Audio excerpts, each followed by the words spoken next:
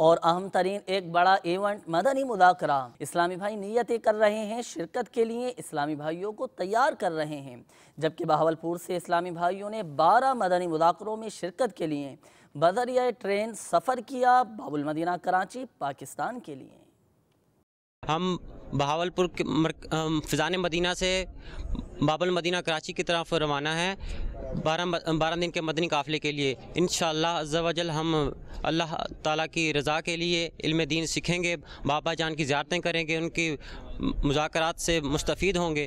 ہم کراچی جا رہے ہیں بابا کی زیارت کے لیے، 12 دن کے قافلے کے ساتھ جا رہے ہیں۔ الحمدللہ عز و جل ہم 12 دن کے مدنی قافلے کی نیت لے کے باب المدینہ کراچی میں جا رہے ہیں فیضان مدینہ میں۔ انشاءاللہ عز و جل بابا کی زیارت بھی کریں گے، بابا سے مصافحہ بھی کریں گے۔